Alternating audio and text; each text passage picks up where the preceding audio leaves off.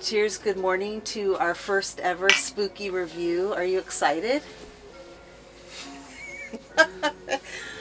I'm just doing it because you wanted to do it. I don't get excited like you. But okay, here we are. Okay, so Camera's on. we got our morning coffee. We're ready to do some movie reviews with you guys, and we're calling this spooky review because we have been... Why are you sighing? I'm just trying to get ready to talk.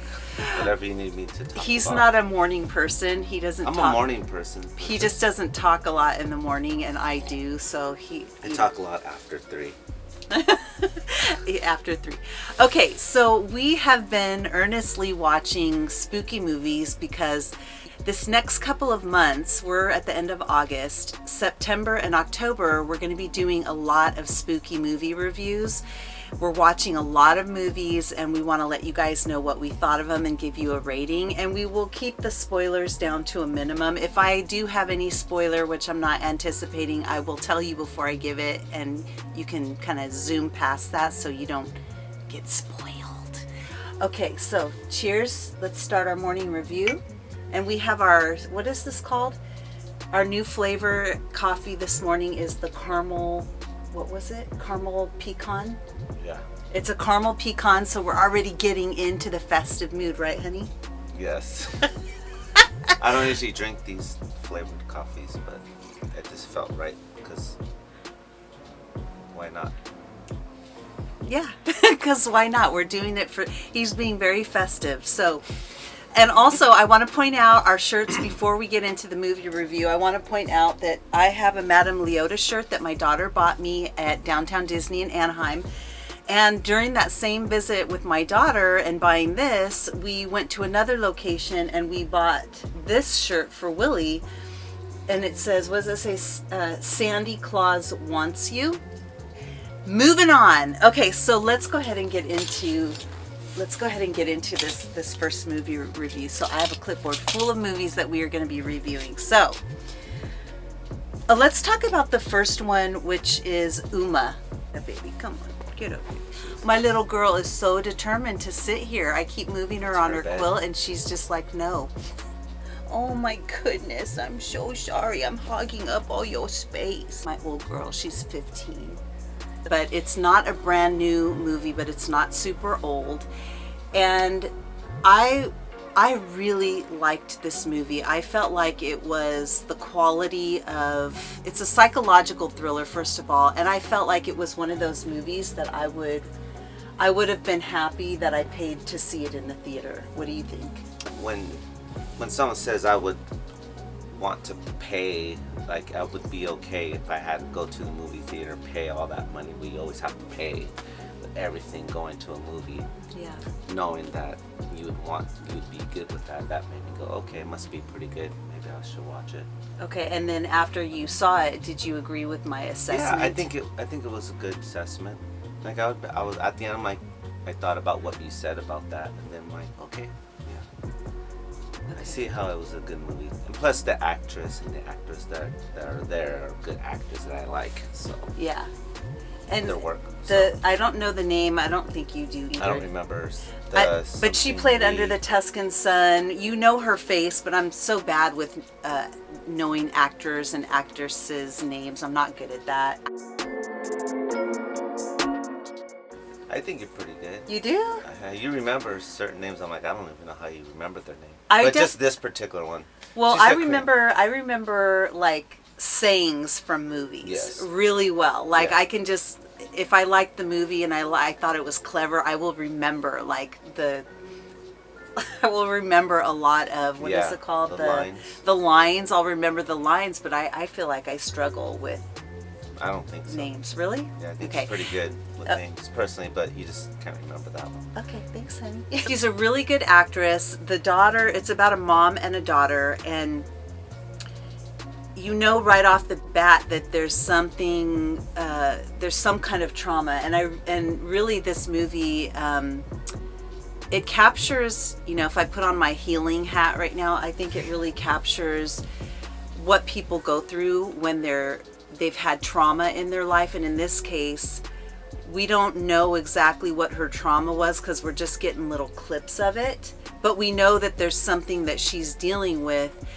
But really, when you watch the movie, you start to understand that was she really dealing with it, or she was just kind of tried to move on, and she adapted her life around her trauma by trying to kind of shut it out, and she built a life around it. But I think the way that I perceived it from start to finish is, you know, as a healer, it was really a movie about coming full circle with healing and trauma, and that you have to actually deal with it. You can't just build up calluses around it, because it's always going to affect your life. Yeah. For me, at the end I go, okay, well, this is more symbolic in the nature of, if you'll see the pattern, basically try to protect someone from whatever your own trauma, but you find out that you're repeating that same trauma and passing it on, like history repeats itself.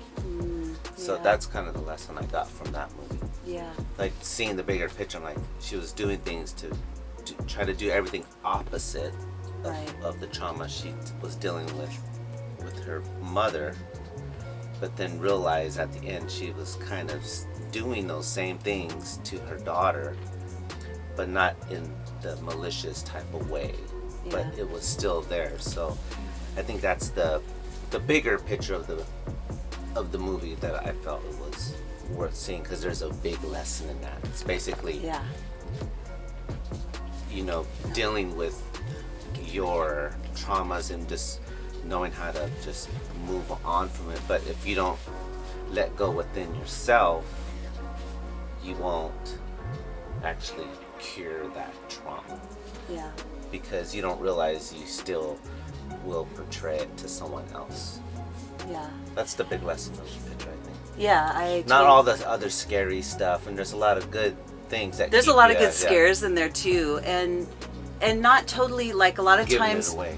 Right, like, don't you feel like we didn't know where it was going sometimes? And that's always good. Yeah. If you can't guess it, but you could kind of have, if you end up like halfway or 3/4 in the way, and you have probably in your mind 3 scenarios, that what could it be this? Maybe it's this person. That's how you know it's a good movie. It's probably pretty good, or you're like, okay, now I need to know if I'm right.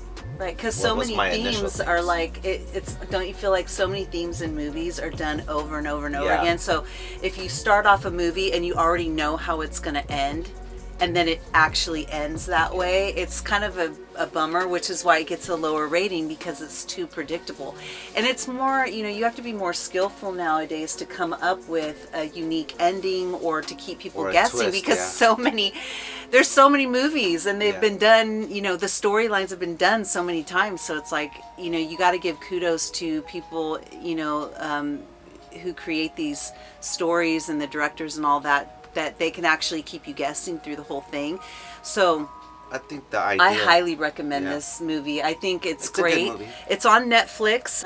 I gave it a 5 because I would have paid to go see it in the movie theater, and I loved the fact that I love how it was shot. I love the acting. I love that it kept me guessing. I love that there were jump scares, but they weren't cheesy jump scares. Right. So I gave it a 5 as far as reviews. What do you give it? To add more to other things that maybe some people like, because people like certain things in movies. Like for me, I like the historical stuff that people put in movies. Yeah. Like when we watch certain movies. Was it historical in this one? Well, there's history. You're learning something culturally, historically, traditions. Because it's based in the Korean traditions. Mm-hmm. So learning about me being someone who's into learning about history and cultures and part of what I do with a culture is part of of your that. own. Yes, I think those are interesting because and then it taps you into the characters more. But also you're kind of learning something a little bit. It also showed the struggle within her culture. Yeah. Like her own identity struggle within her own culture. So a little those bit. little but things, not overwhelming. Yeah, it's not part of this is I know it's not really part of the it's a side story. Yeah, it's just you're learning something something like there's more depth in what's Yeah, going on, not good just point. I want to. Where's the chainsaw guy gonna come and kill you? You know, those are.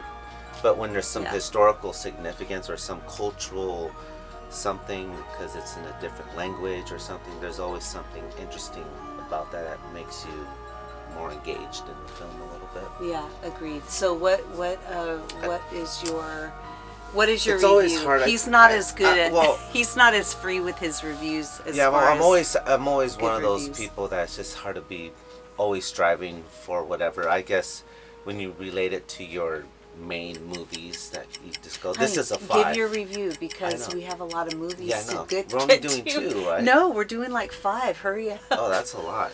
I just give it between a 4 and 5 is definitely pretty good. See, I ask him after every movie, and he does. You know, he doesn't want to give great reviews right off the bat, but he gave it a 4.5 when I asked him. Yeah, so see, do you between 4 and stand 5. by that Yeah, still? sure. Okay. So that movie was called UMMA, UMMA. It's on Netflix. It's free. Go watch it. We highly recommend that. Okay, moving on.